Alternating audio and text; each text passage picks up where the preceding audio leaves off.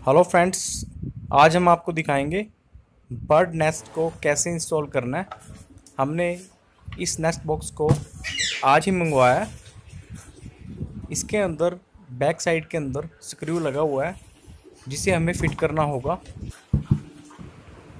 आपको bird nest को वहाँ पे इंस्टॉल करना है जहाँ पे बर्ड्स को कोई डिस्टर्ब ना कर सके, उनके ऊपर कोई भी प्रेडेटर हमला ना कर सके और वो आराम से वहाँ पे रह सके। लेकिन ये हो सकता है कि बर्ड्स को वहाँ पे आने में टाइम लग जाए, 1 महीना 2 महीना भी लग सकता है।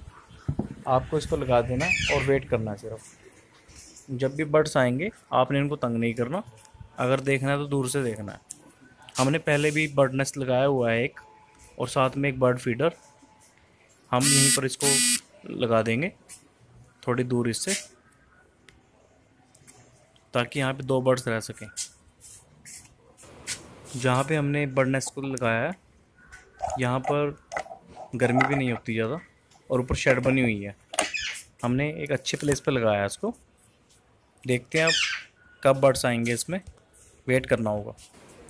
आप भी फ्रेंड्स बर्ड्स की हेल्प करें, उनके लिए फीडर लगाएं और नेस्ट भी लगा सकते हैं आप।